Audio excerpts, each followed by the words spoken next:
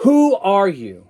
So this is on one level, a very cheesy question, right? We have been asked for thousands of years, who are you? And every group, whether they be political, philosophical, religious, always has an answer, right? So the philosophers say, okay, this is who you are, and you're meant to live life, and there's ethical values that you're meant to live by, and religious is you're meant to acknowledge something that's outside of you, and you're meant to serve it, and so on, right? And these are stereotypes.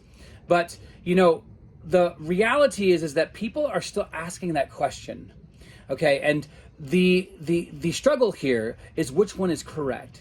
Now, if you already know and you follow my channel, then a lot of my understanding of this question is coming from the work of Neville Goddard, but it's also coming from my informed training in science. And so, I want to come at this because I think this is a very important question, and the way that you answer this will determine how you manifest, what you manifest, and how you experience this life of manifestation. And so when you answer, for example, I'm just a person, or I'm this person with a name, or I'm this person with a name, and here are my memories that are proving it, right? Then you simply just bind yourself to a repetition or a repeating of memory after memory after memory. And that's what most people do. Most people actually just consign themselves or consent to or agree to this idea of, well, I'm just this person who repeats these memories because it's 7, 12, 14, 22, 32, 37, right? All of these different things because we do this, right? Meaning we repeat these memories with behaviors. Okay, but the reality is that we're more than that. And so when we use the word God, and a lot of people don't like that word, and I get it. But really what I want you to hear is I'm more than. I'm always more than. Okay, so when you enter your name, John, Lisa, it doesn't matter, right? Then you really have to say I am more than John. I am more than Lisa, right? And the reason why this is important is because if you don't, you'll constantly be looking at your potential through the lens of John, through the lens of Lisa. And that means you're going to be constantly looking back to your memories, through your fears, through your joys, through your expectations, and say, this is my potential. That's as far as I can go, right? And so even Neville in his work and Out of This World says, listen, the imagination can do anything. It can be anything. But part of its limitation is that it's bound by our habits. Okay, and so the imagination follows habit.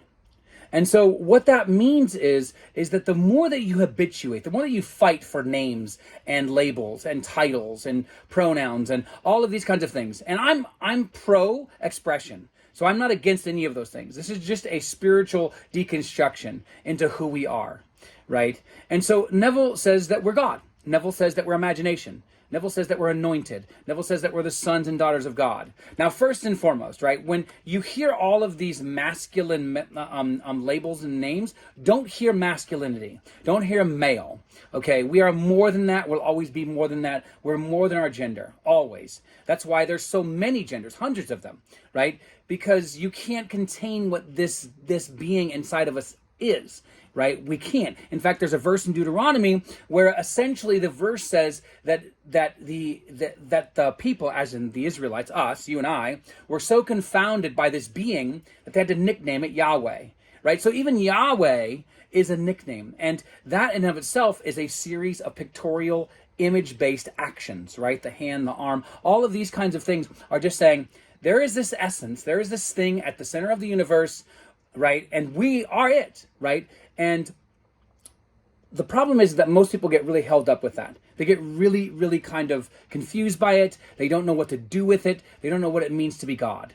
Okay, so for example, the word man really is like shorthand for manifestation. So you are your manifestations, but you are also man, as in man and woman, non-binary, whatever it is that you yourself label yourself as. You are all of that. So it isn't one thing. Right? You are not just God, you are God and man. And it's not a paradox, because a paradox means there's one thing that looks like it's opposite to the other. That is not what you are. There's no opposites here. You are all of it. You are a multiplicity, right? And that's what it is. And behind the multiplicity, which is all these labels that we accept about ourselves and others, right, is just the way in which we experience those things. Okay, so if I walk outside and I see a tree and I say it's beautiful, then I'm experiencing what I define as beauty through the lens and the words of beauty. So I'm now creating an experience. Okay, and so I am the one who is creating the experience, but I'm also the one who is experiencing what I'm creating, right? And there isn't separation.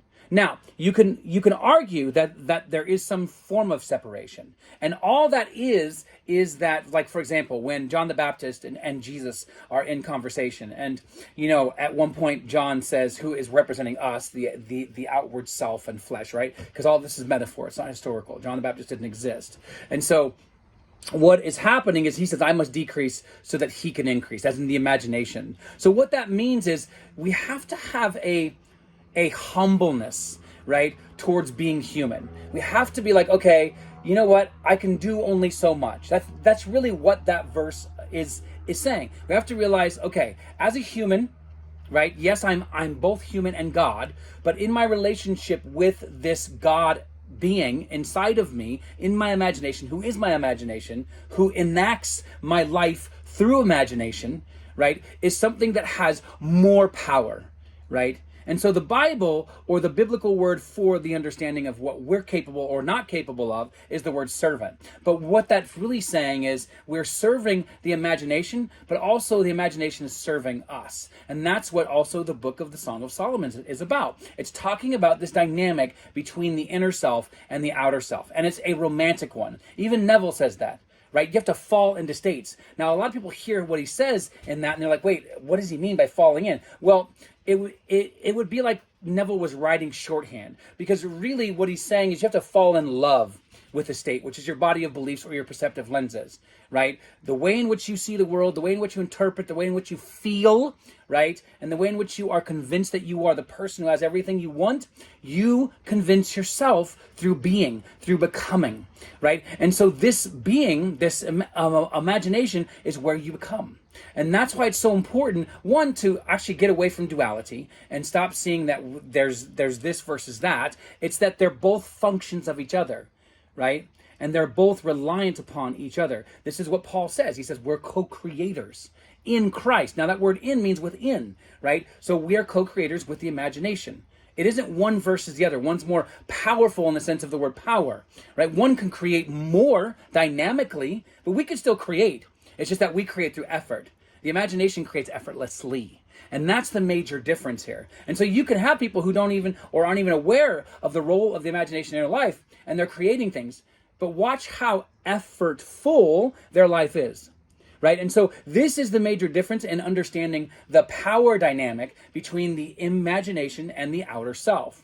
It isn't in the way in which we think of power, where one is necessarily stronger than the other. It's that one has a function that is more powerful than the other. Meaning, function means, listen, that's my role. That's my job. So whatever this being was doing when it invented this scenario called the shadow world, the 3D, right, mentally was saying, hey, I'm going to create a cosmology or a world or a universe where people are interacting with their inner self, the imagination, God, love, source, whatever you want to call it, right, on a daily basis, and they're waking up to it. But when they wake up, they're not waking up to just their humanity, they're waking up to their divinity, but to do so, they have to go through their humanity to actually save themselves. And that saving themselves is waking up to their divinity, and the way they do that is by manifesting, by creating. Even Neville says this. He said, listen, the way in which you wake up is that you get really good at this, right? And yes, I'm paraphrasing, but really at the heart of what this is all about is that you are a being who is creating through desire, and you are creating what you want. And you're also creating what you don't want, unless you actually realize, hey, I'm the only one that's creating it. It's not my landlord, it's not my mother, it's not my childhood memories, it's me. I'm accepting those things as true. Okay? So listen, this is a very deep conversation, and I could keep going, and I'll probably do a live or maybe even a series on this, on who you are. But the reason why I want to talk about this is because I think a lot of people, when you grasp this, when you really get who you are, nothing can touch you. It doesn't matter what goes on around you, what's going on in you. It doesn't matter. It really doesn't matter, because you realize who you are, right? So I encourage you to do deep dives into your own existential understanding and build out a journey that is worthy of fun. Build out an internal or inner journey where you discover more of yourself.